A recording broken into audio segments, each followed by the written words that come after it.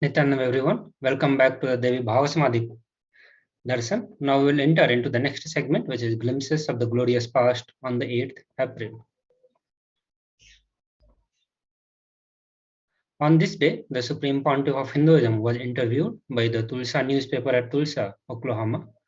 After that, Supreme Pontiff of Hinduism delivered a discourse titled From Words to Silence to the members of the Unitarian Church in the city of Tulsa, Oklahoma. In this discourse, SPH shared about how to create the silence which is vibrant inside us. Silence doesn't mean soundlessness, but it is living, vibrant enlightenment. An enlightened master silence is very vibrant and alive. The being starts singing. The walking will be full dancing. Movements will be graceful. Presence itself will be healing to the earth. Enlightenment is beyond desires, and bliss can be experienced in the desirelessness state. Silence is the heartbeat of existence, running parallel. On the same day, enriching activities happened in the nearby villages by the Adinavasis at the Bengaluru Adinam. So in the pictures, you can see Supreme Pontiff of Hinduism giving the interview at the Tulsa, Oklahoma on the left side of the bottom. And on the right side, you can see the Adinavasis at the Adi Kailasa, Bengaluru Adinam doing the enriching services. In the year of 2006, on this day, with the blessings and the grace of the Supreme Pontiff of Hinduism, Bhagavan Nithyananda Paramashivam, citizens of Namakkal in the Tamil Nadu state of South India, inaugurated a new center of Kailasa in Mullai Nagar, Namakkal, for maintaining the enlightenment ecosystem and serving people with the teachings of the living enlightenment of the Supreme Pontiff of Hinduism. So in the pictures, you can see the devotees of the Namakkal gathered around to celebrate the opening of the new Kailasas, the new center or Kailasa in the Mullai Nagar. So on the left side and right side, you can see the rituals going on as part of the Kailasa in Mullai Nagar. Moving to the next year, the year 2011. On this day, Supreme Pontiff of Hinduism, Bhagavan Nithyananda Paramashivam expounded on the 146th Sutra, 3rd chapter, 40th verse of the Patanjali Yoga Sutras. In this Patanjali Sutra, SPH explained that a person who is able to unclass casually from his body radiates intense presence. Practically, even the levitation is nothing but part of SPH entering our body. SPH shared that when the presence is loosened in our body, when our presence is loosened in our body, we become omnipresent. On the other hand, if we are caught inside one nervous system, our presence is limited just to what we feel as we are in that one small body. SPH explained that if we start the practice of loosening the ability to get in or get out of one system, two things happen to us. First, we start becoming omnipresent. Second, we have the tremendous love and compassion because we start feeling our presence everywhere. So let us listen to this discourse from the Supreme Pontiff of Hinduism.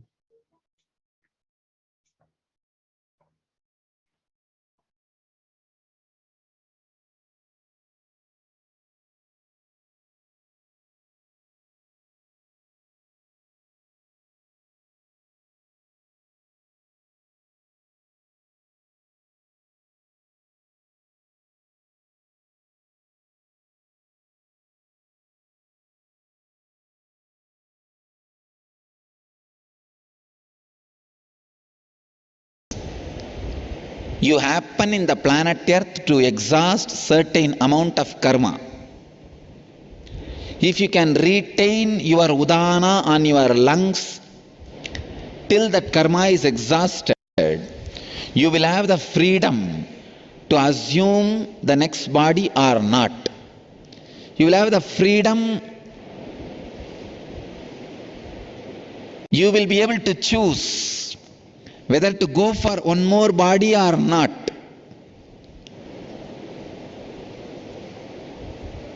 So I can say this should be the right to education for every child happening in the planet Earth. Wherever our devotees, our disciples, my followers who have trust over what I am teaching, if you are in the political field or in the powerful place in society, influence your society, inspire your community to make this as a mandatory for all human beings. All human beings should have a right to education, to know the science of leaving the body at will, and it is possible. The science is possible. It is provable, clear, practical science available in yogic, hatha yogic and siddha traditions. Every human being should have right to education for this system. The method to control and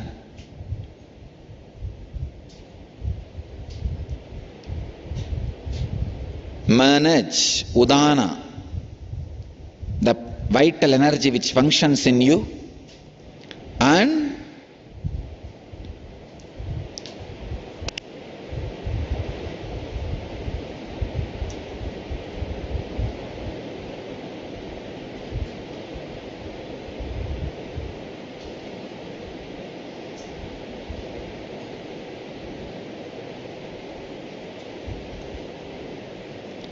ability to leave the body when you want, at will.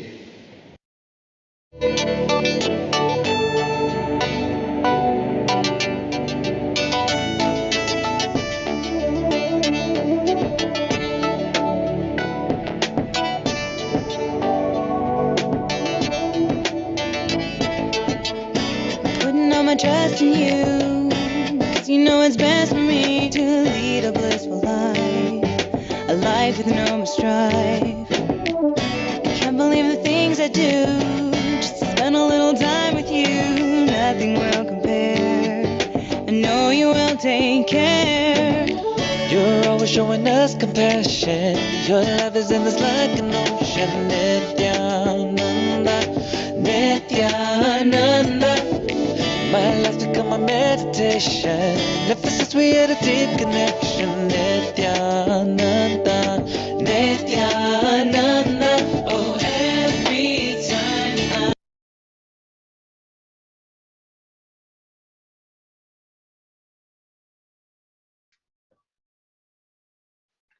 Moving to the next year, 2012, on this day, the Supreme Pontiff of Hinduism, Bhagavan Nithyananda Paramashivam, gave advice for parents and children.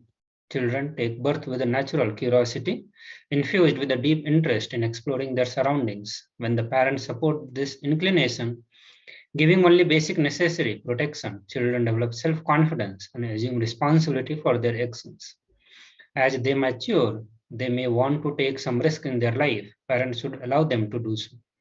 It strengthens their independence, supporting the expansion of their experience. This is true parenting, giving our children freedom to use their intelligence. So it was the glimpse of this video from the Supreme Pontiff of Hinduism.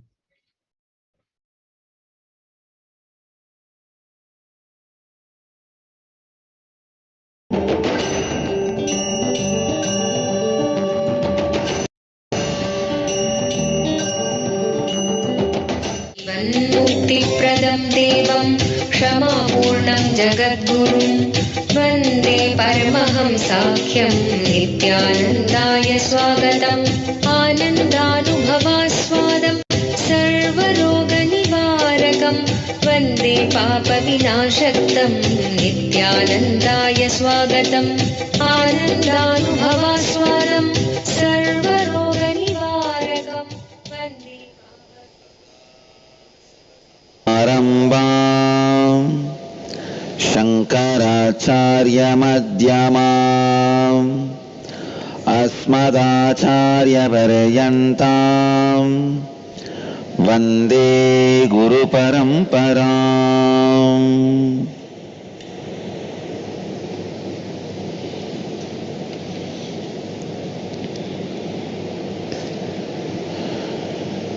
I welcome you all with my love and respects. Question: how do we build the consideration of social return into every conversation and every decision at every level in the organization. Look inside. What is social return? It is nothing but looking at the life with a larger picture. Understand? See, if you build your house, you call it as a selfishness. If you build a road, you call it as social return. But you don't understand, without the road, house is useless. So what is social return? Nothing but looking at the life beyond 120 degree. See, 120 degree is the normal vision.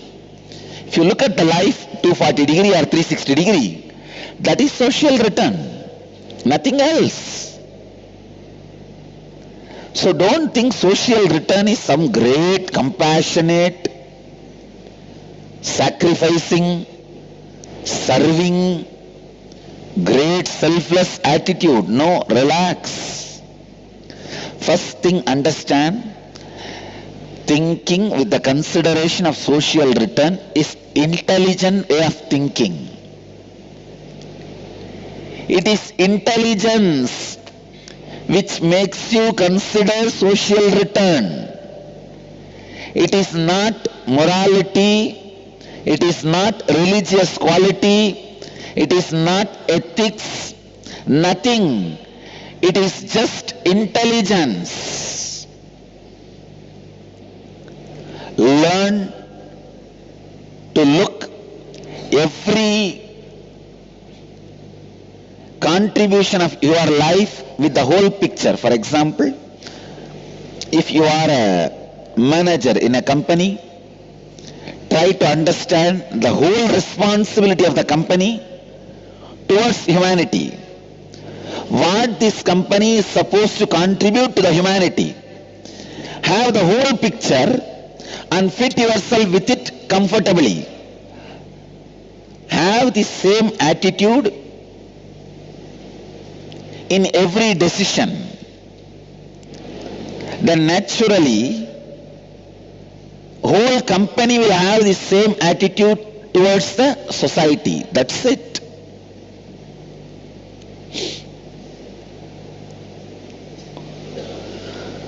Understand?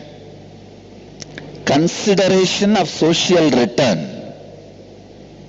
is not some sacrifice, service or ethics. Why don't you understand? It is just intelligence. Many times you think consideration of social return is something like you do a big service, favor. No.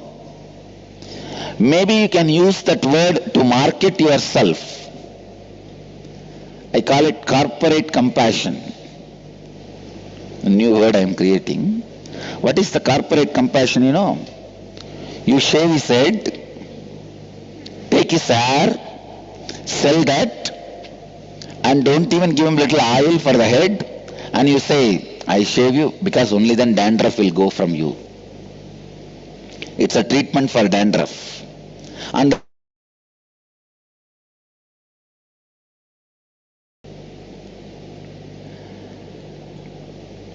please understand, consideration of social return, the very word shows you are also from the pattern of corporate compassion. No.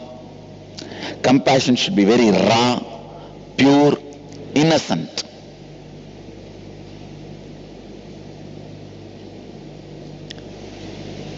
Raw, pure, innocent. I tell you, raw, pure, innocent compassion is intelligence. When your compassion expresses in its pure, raw form, innocently, it is tremendous intelligence. What do you mean by saying the word consideration of social return? No. The word seems to be like a big sacrifice. I tell you, looking at the larger picture and working, considering the social return is an intelligence decision. It is not compassion decision. The whole organization, your whole organization need to understand social consideration is intelligence decision. Please understand, decision of your intelligence, not the decision of your heart. Because you think it is decision related to heart, you still have oscillation. No, should I do it or not do it? How much I should do it? How many rupee I should do it? How many lakh I should spend? No. Social consideration is the decision from intelligence, not decision from heart. The whole, how this whole, each company is a whole which is supposed to fit into the whole of the whole. The whole has many holes. In each hole, each company as a whole should fit in. How as a whole you are going to fit with the whole? A boss is expected to feel how he should be knowing the whole purpose of the organization and the responsibility of the organization. Same way, if the whole team understands the purpose of the organization and responsibility of the organization, that itself is enough. It is enough. Nothing else is required. Understand? The enthusiasm, energy and experience of larger vision, larger responsibility itself is enough to make you do the decisions based on consideration of social return. You don't need to infuse compassion, because especially when corporate companies show the compassion, it is so ugly, I tell you. It is so ugly. It takes away even the basic respect for the people who receive the help.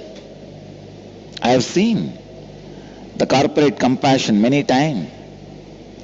The basic dignity of the recipient is lost in their bulldozing compassion. Many times, in the name of service and compassion, it is a more marketing gimmicks.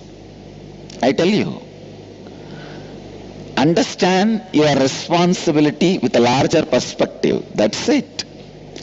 Intelligence itself will make you do every conversation, every decision at every level with the consideration of social return. You don't need to do anything separate.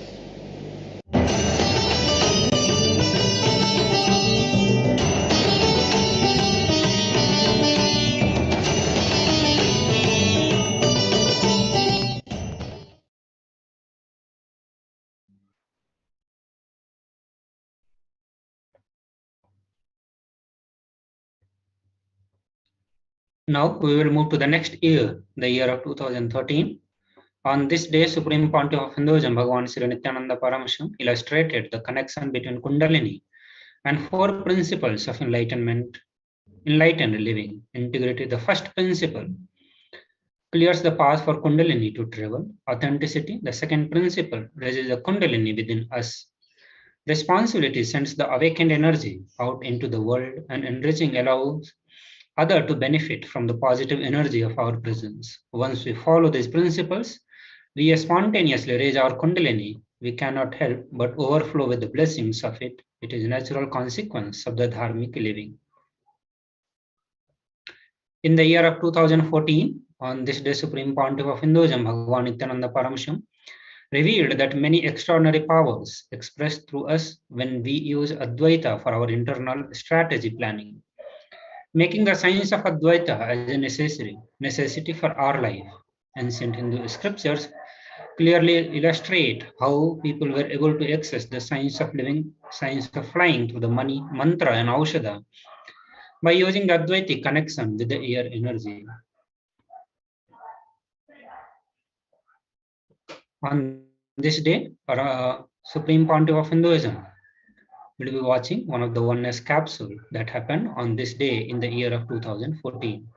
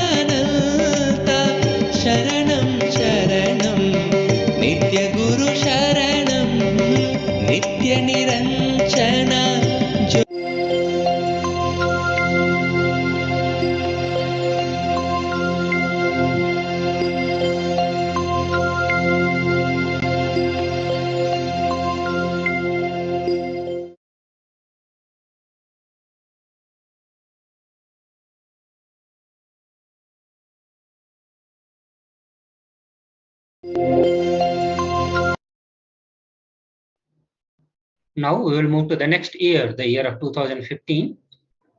The day started with offering gratitude to our beloved Swamiji, the Supreme Pontiff of Hinduism, Bhagavan Sri Nithyananda Paramashivam, with the devotees and disciples performing the Pratyaksha Pada Puja to the holy Padukas of Swamiji, of the Supreme Pontiff of Hinduism, followed by beautifully recorded discourse from the March 7th, 2015, titled Are You a Couch Potato or Enlightenment Egg? That was played on Nithyananda TV to the live global audience and to those gathered at the Bidudi Ashram. This was also relayed to thousands of people through two-way video conferencing and Sadhana TV.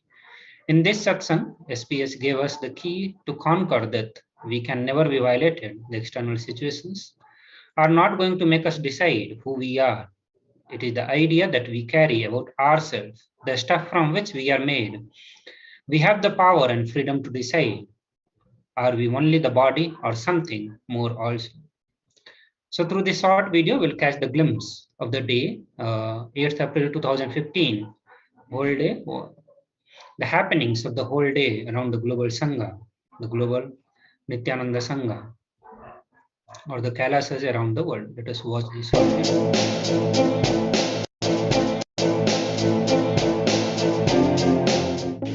As an incarnation as per Hinduism, as an incarnation as per Vedic tradition, I am defining who is Hindu. Whoever cognizes themselves as consciousness, as Upanishads declare in this verse, they are Hindus. Whoever is trying to cognize themselves as Upanishads declare in this verse, they are Hindus. Any intelligent man will understand. Many times, even if you internalize and internalize your problem, you will find a solution. And then you will have only one fear. Will I remember this solution forever, or will I forget this again and be in the same ditch? Don't worry. How many times you fall into the ditch? More number of times I will raise you out of the ditch. Fight, it's a challenge between you and me. You go on declaring, no, I will fall. I will go on declaring, I will get you out. Don't worry about that. And one more thing, after some time you will be tired of falling. I will not be tired of raising. Understand?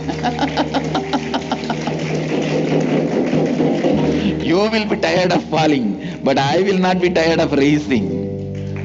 So that is the hope and assurance you have. Don't worry about, oh, I may fall down again. No. You have somebody tirelessly raising you up. So you don't need to worry. And any number of times you may fall. At one time, you have to become tired of falling. But you have a person who raises you who can never become tired of raising. So you have that assurance. Don't worry. You can see in your life many times when you internalize, suddenly the problem disappears and you have a solution. The same technology, now I am using it to help you to realize even the ultimate problem can be solved. Ultimate truth can be realized. I was thinking about myself as how can I be consciousness? I can't be consciousness because like I keep getting powerless and everything. So how can I be consciousness and everything? So when I keep thinking like this, I just didn't care for being like having my concept of life as consciousness.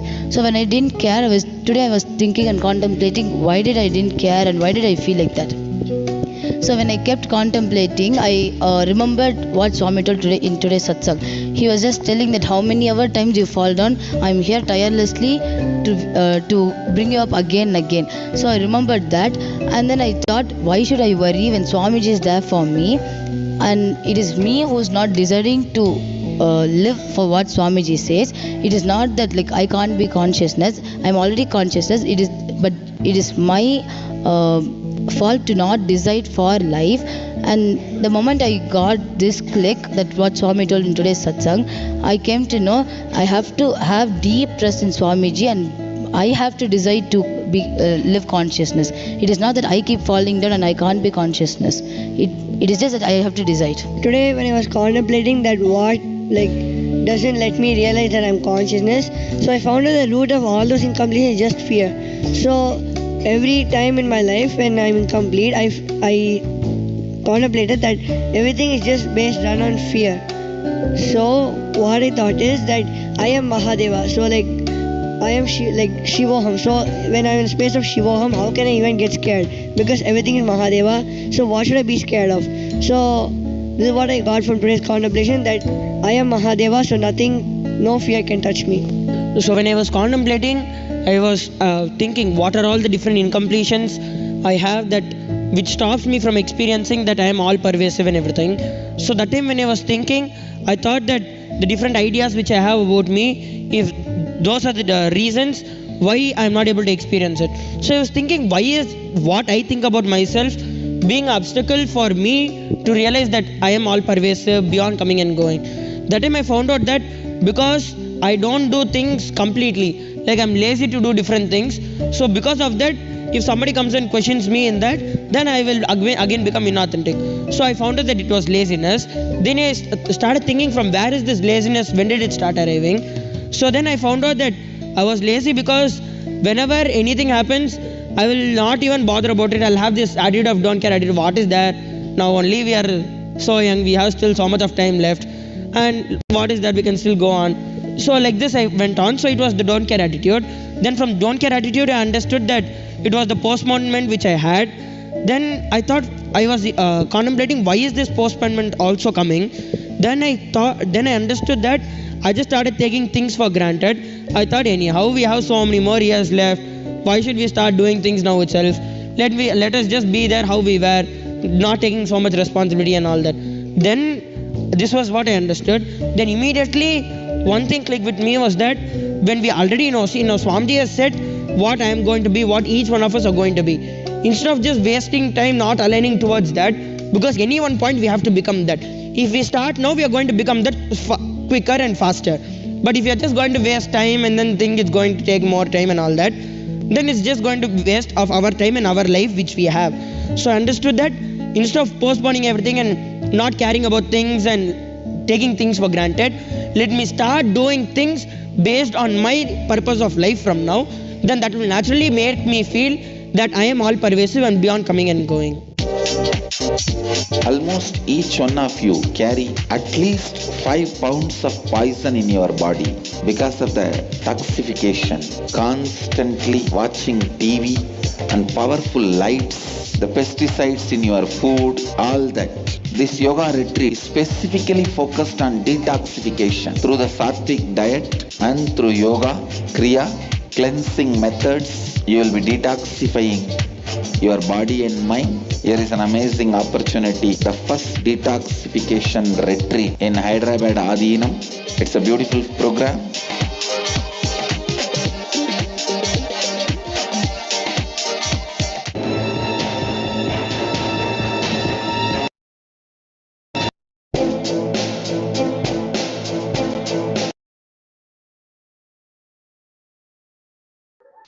Now we'll move to the next year, the year of 2016.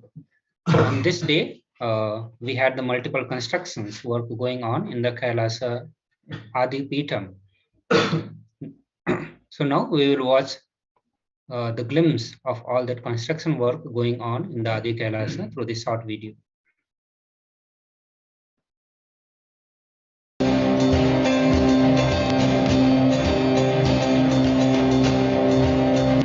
Now from Nithyananda Peetham, Bengaluru Adinam. Shuddha Advaitam program at Simhasta Kumbh Mela Ujjain is coming up quickly. Swamiji is poised to deliver the biggest conscious blast to date. Bengaluru Adinam and the entire world are preparing for this once-in-all lifetimes gift from Mahadeva. Just kidnap yourself and drop yourself in the Kumbh Ghat. You must be there from April 17th to May 24th if you're not an IA graduate. If you've attended Inner Awakening, come early if you choose to, but the mandatory dates are May 4th to 24th. Complete articles, complete Edals, complete whole ashramam we are vacating to Ujjain.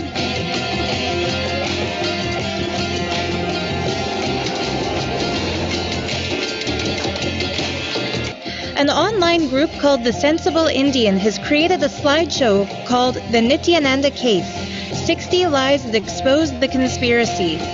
Filled with facts like the confession of Sun TV COO Saxena, the demand for 100 crores by the conspirators who stated blatantly that if paid, they wouldn't ruin Swamiji's reputation, and that till date, after 6 years of media hype, not a single so-called victim has stepped forward.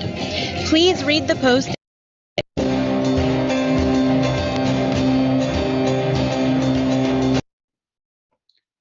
Now moving to the next year, the year of 2017. On this day, the Supreme Pontiff of Hinduism, Bhagavan Sri Nithyananda Paramashivam, conducted the Nithyanandam Kids program that was taking place in Adi Kailasa. As part of the program, SPH presided over the Malakamba Yoga demonstration by Balasans of Nithyananda Gurukul. This ancient Vedic style of yoga, which cultivates the mastery over the mind and body and bestows the practitioners with a tremendous strength. Running parallel on that day and under the direct guidance of the SPH, the ambassadors of Kailasa conducted a free medical camp for the kids from 0 to 14 years old in the Kailasa in Hyderabad, Sripura Adinam. In the year of 2018, on this day, the Supreme Pontiff of Hinduism conducted the Day 8 of Mahasadasivoham program. The Supreme Pontiff of Hinduism, Bhagavan Nithyananda Paramashivam, expounded on the cosmic principles of the laws of karma during the question and answer session. In this session, SPS expounded that only violence gets recorded in the cosmic record. He explained that Mahadeva declared, "Let me become many to celebrate me, so more and more celebrations you cause becomes good karma, and more pain you cause becomes the bad karma." He also shared about the negative effects of eating non-vegetarian food on its pattern as it pertains to karma. In another Mahasadasivoham session that was conducted later that day, SPH spoke about the walking barefoot on the ground to experience a miracle of Mother Earth, where he revealed the phenomenon of supplementing the diet by walking barefoot on the Mother Earth, Bhumata. He also expounded that if we are ready to play with the Bhumata, she will also play and miraculously provide whatever is needed. So you'll watch a glimpse of the laws of karma that was explained by the Supreme Pontiff of Hinduism on this day of Mahasadasivoham program.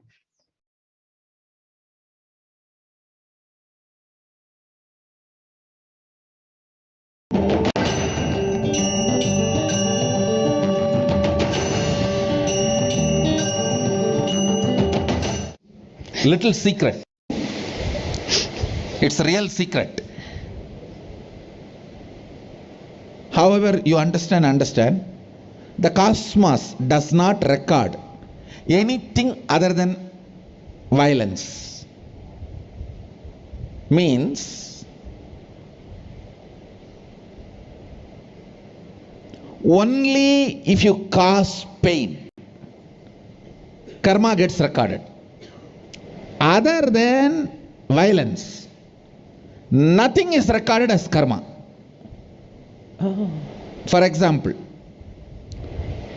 somebody goes and steals $2 billion from a multi-billionaire, and that fellow is loaded with trillions of dollars. He doesn't care. No time to punish him. Come on, let's earn more. He goes out. He doesn't bother. You don't get karma. And you go to a homeless guy and steal few pennies. That fellow rolls on the ground and cries. You get karma. Karma is not the quantity or quality of the action you performed. It only the amount of interference or violence you caused. That's all. Listen. I'll go to the origin of the universe. Please understand. Now, I am giving you cosmic legal opinion. I commit with you, I will be completely integrated to the original truth. Because many of you make many decisions in your life based on my legal opinion. With that responsibility, I am talking to you. When this whole universe manifested, Mahadeva, Sadashiva, made only one Sankalpa. Let me become many to celebrate me. Listen, it means the first principle is let us all coexist. That's all. So now it is time for all of us to connect directly with the Adi Kailasa and the Kailasa in Madurai to watch the live procession that is happening there. With a short break, we'll connect with you soon. Please stay tuned.